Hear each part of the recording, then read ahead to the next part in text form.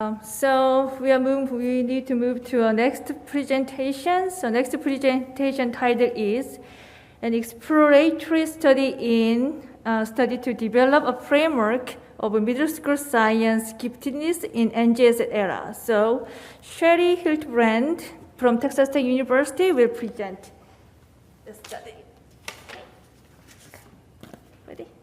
So I am Sherry Hiltbrand, and this was part of my dissertation study. I just graduated in December, guns up, and Dr. Park was my advisor, and so she encouraged me to go ahead and come do this today. So I'm really excited to present this because it has been a passion project for a very long time for me. So this is an exploratory study to develop a framework of science giftedness in the NGSS era. So I want to give you a little bit of a background to this for me, if I can get these to advance. Okay, so I was in my classroom. I teach 8th grade physical science among many other things, and in 2010 the Nobel Prize in Physics was for graphene. And a discussion ensued among my 8th graders, and of course most of them were all into, ooh, look at the cool applications, we can get the foldable phones and everything else. But I had one student who in particular really started asking some in-depth questions, asking why it's this way, what can we do with quantum computing and all of those things. And I got to thinking, you know, there's got to be a way to identify these kids who are really into this science and who are thinking above and beyond of what we're doing in the classroom. So I kind of started thinking about it then. Well, fast forward 10, 11 years, and here we are in a doctorate, something that was a lifelong goal of mine. So I had a couple of research questions with this study, but I wanted to focus today on this one. What characteristics of science and giftedness in middle school age students form a framework for science giftedness?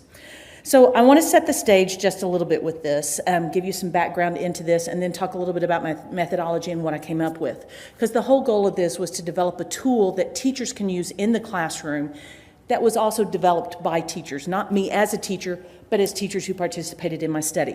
So I want to look at why science giftedness, why middle school, what the research gap is, because there is a research gap, an overview of general giftedness ID, science and science giftedness, and then the theoretical framework, which is DMGT. And this really is a science-focused thing.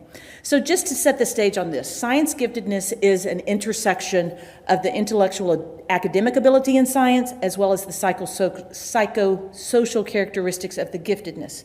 So we need to identify those students and sort of call it, I don't know what else to call it, but an it factor as far as science goes.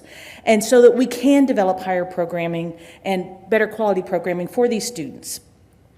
So then why middle school? Well, there's several different reasons for this. In middle school, they start to get to expand their content area focus either through longer classes or through block scheduling. They start to really enhance their abstract thinking and understanding. Middle schoolers have a lot of brain plasticity, and so they have that ability to, even though the concepts are abstract, they have the ability to start processing them. And then there's my teaching experience. I'm in my 35th year of teaching middle school science. So yes, I got this doctorate very late in my life, but that's okay. So now just a little bit about the science giftedness research gap. So Paul Brandwein talked about science proneness. He said it's kind of this combination of general giftedness, verbal abilities, mathematical abilities, and problem-seeking abilities. And with our current identification process, for science, we just use high math performance on standardized tests, general intelligence, and classroom grades. And so are we really getting to those kids who are science gifted? So then looking further into what little research there was there, Van Tasselbaska talks about that need for science identification and using things. We need our own set of constructs. We need to have appreciation for evidence potential and appreciation for performance in science. And going back to Brandwein says we need to look at this at the context of where kids are in the classroom, not these outside standardized tests. So, you know, if you've ever done anything with giftedness and looked at it, still a lot of focus on high IQ or intelligence test, achievement test, recommendations, academic achievement, and ability. Ability is really kind of low on the totem pole, so to speak. So in looking at science and science giftedness, the place to start really is in the classroom and with the standards. So we have the next generation science standards.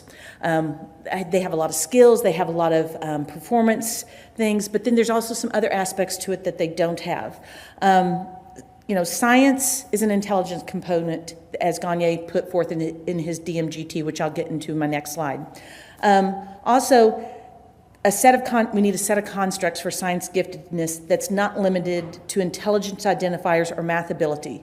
And my study actually the responses I got from teachers really backs that up. So looking at the theoretical framework, the DMGT, it's the differentiating model of giftedness and talent. And it is one of the two big theories that is used by the National Association of Gifted Children as their definition of giftedness. So I took that into account, and it looks at a distinguishment between gifts and talents, and talking about that biological origination of gifts. And then you take that and you develop it into those talents and develop it further. So now let's get into my process a little bit. I used something that is really not very well known, but I fortunately had lots of encouragement to go ahead and pursue it. It's called the grounded Delphi method. And this just gives an overview of what it is. It takes grounded theory and Delphi method data collection processes. So this is just a very brief overview, and I'm going to look at it very quickly for how I used it with my study. So in the Delphi method aspect, I used it for data collection, and then grounded theory was the data analysis technique, so like the coding, the axial coding, and things like that.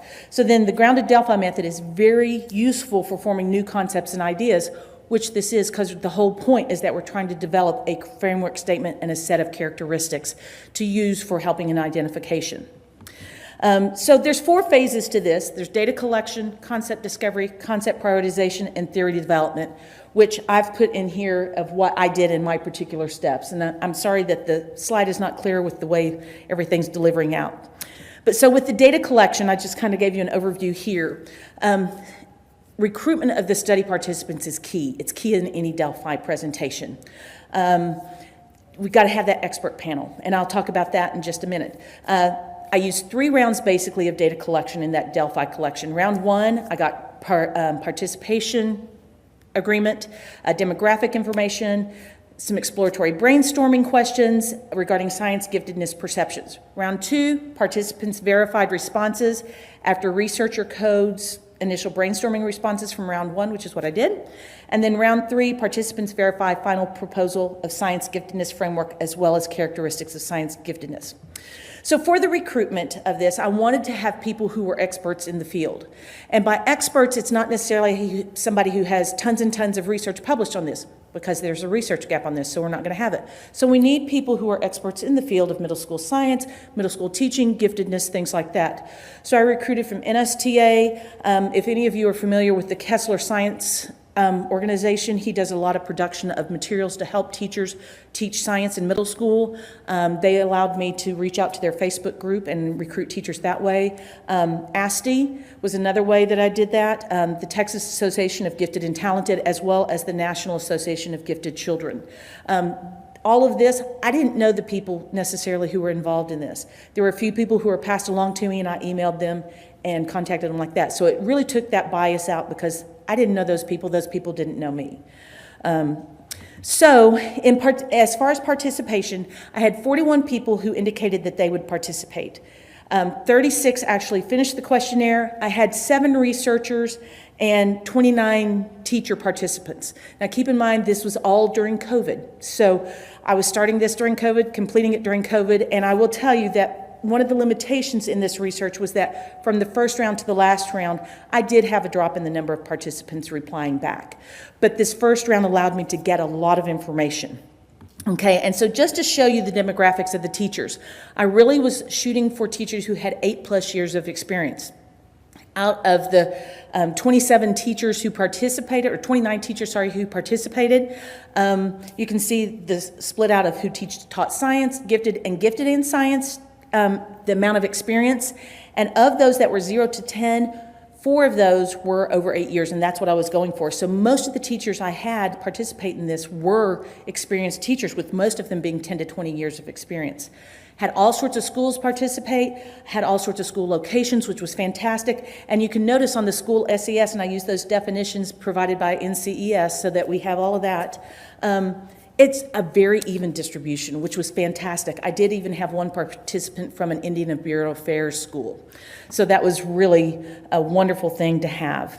So in this concept discovery phase, the big thing was to start brainstorming and to get it was an open-ended questionnaire. I asked teachers and the researchers their perceptions on science giftedness, if it was a thing or not. And if they thought it was a thing, tell me why. If they didn't, tell me why as well. Out of all of those participants, I only had 3 who told me they didn't feel like it was an area of science giftedness. One who said that they've got to learn it anyway, so what? One was a teacher who said, I wish we had science identification in our school, but we don't because we're a very low SES school. And then the other one was a researcher who said it's fundamental and it's something that they can take forward into other areas. So there's not really an area of giftedness to it. Okay, oh my goodness. Okay, so we broke this down into extra-cognitive and cognitive settings, prioritized the concepts into 4 basic areas: attitude, behavior, science skills, and content and concepts. So basically, teachers told me, the kids have a higher level than their peers. They have higher level cognitive abilities. But very curiously, most of those science teachers did not say that math was a primary indicator of science giftedness. Okay? So these were some of the responses that I got in round 1, and this is very brought down, and I'll show you a little bit more. So I took these responses, coded them, put them into those 4 categories, and asked the teachers in the participants, not just the teachers, but the participants, to rank them for me, their top 10, and then tell me why they picked those particular 10, not individually, but as a group. Okay, and then I took those, said, okay, we've got our top 10 now, and so I came up with a preliminary framework statement based on the round 1 results. And then I came through with these different categories based on what the teachers had shared with me. So we have attitude, which is that mindset. We have behavior, which is just those, not the classroom behaviors, but the general behaviors that they see in these students. And then we have the skills that came up with, and these are really based on the NGSS and the teacher's experience with standards. And then also the content and concepts, which I was a little surprised there wasn't more specific reference to specific content areas. So then with round 3, I took those results from the characteristics. I also took recommendations from the teachers for the framework statement, modified that, and came up with the final statement. So kind of my so what. GDM did result in a qualitative grounded framework statement and a set of descriptive characteristics of science giftedness. The participants provided verified responses to questions concerning science giftedness. The responses were coded using that grounded theory coding, so we get that qualitative aspect to it because all the responses were qualitative. I didn't ask for numbers, I didn't ask for rankings or anything like that. Attitudes indicated responses focused on mindset and a predisposition to cognitive behavior or action towards science or the liking towards the sciences. Behaviors responses in the final list demonstrate exceptional natural specific abilities in science, and the study took place in the context of the NGSS, and the skills and content concepts reflected the standards.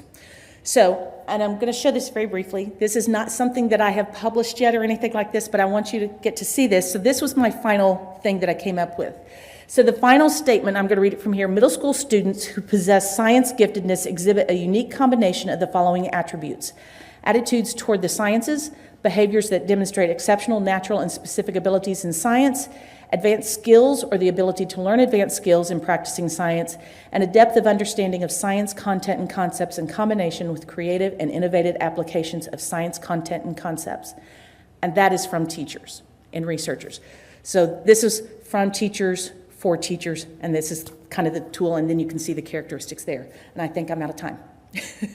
And that's the fastest I've ever done that presentation. She can tell you that. Thank you. Thank you. So, any questions about this? Go ahead. So should I go there or? Yeah. Come on up if you want to, or I can repeat it. You just tell me. Oh, okay. So my question was as I'm from Bangladesh, so I take issues with the term gifted. So, for example, I have seen many students who are good in science because their parents work in science field. Correct. They have relatives in science field. In their childhood, they had scientific experimentation box, and that is how somehow they had more propensity to about science. And someone from poor family, like both of parents were out of home and they only saw doing non-science job, like they can find anyone who is in any kind of STEM job. Right. So I like that is how the children get separated. And when we use a term like gifted, in a way we impose the issue that you are not gifted. That is why you are not understanding science. Like we are this like not acknowledging the disparity in their childhood by the use of giftedness. Should we Correct. use different kind of word rather than giftedness, which may harm young minds who may not have better science-related childhood? So that is my question. Okay, so the question is about using the term science giftedness, and granted, we know giftedness is a construct. It is a construct term. Even the NAGC will say that that is. And just keep in mind, I teach gifted children. I am not from that psychology side with it. So when I use the term giftedness, I'm using that definition, what we use in the mainstream education. But I think I like Brandwine's term better as proneness. You know, and the thing is, if you look at these and what was proposed by the teachers, it really wasn't necessarily from a point of kids having had that experience like you talked about, going to camps and everything. I mean, I've been in private schools, I've been in public schools, but I've taught in a school that was 98% Title I kids, a lot of recent immigrant kinds of kids whose first language was not English. And I was a science instructional specialist, and I had kids come to me, Miss, teach me more science, Miss, teach me more science. And she hadn't had any experience with it. And I had a lot of students who did that. So that's why I was so thrilled with that background in that. And so this is just an initial point, because this has not been tested anywhere. This has not been, that would be a next phase. That's next step, to take this and say, okay, let's get this out into schools and let's see. It would be a longitudinal study kind of thing. There's a lot of math longitudinal study. We've got over 50 years of data in math longitudinal studies. And a lot of times they say, okay, you're gifted in math. Well, then you're probably going to be gifted in science. Well, I've taught a lot of kids who they struggle with the math, but man, can they get the concepts. When you just give them that opportunity, they take it and run with it. And so to answer your question about the giftedness, yes, I think there's something else that we could use besides giftedness that maybe is not such of a stigma. I'm not sure what it is yet. Any other questions? Yes, sir.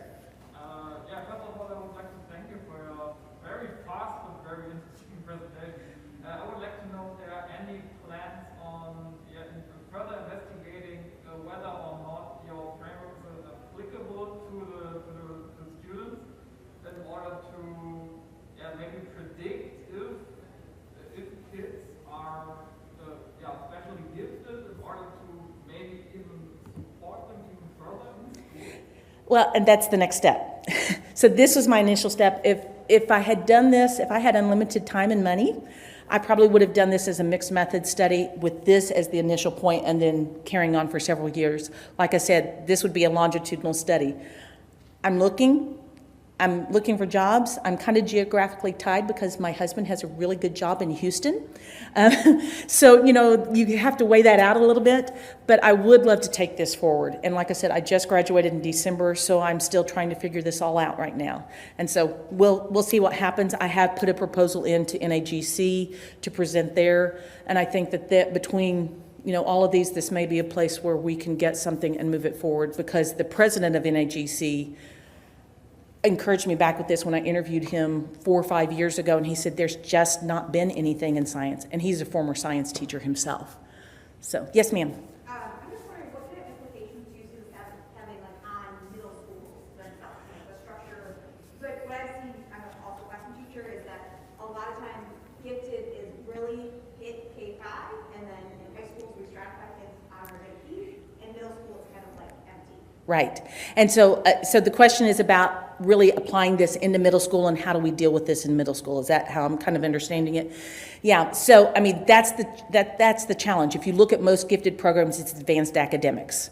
And so they kind of say, okay, well, you're in honors class, you're not in honors class, but they don't necessarily meet the needs of the gifted kids. And I think this is where this could be a real advocacy position, a real policy kind of thing to try to get that into schools and to really get that, because I know in high school it's all AP classes or pre-AP and things like that, and that's not necessarily where these kids who have these characteristics are going to thrive, because as we know, AP is pretty you know, you do this, this, this, this, and this, and that's it.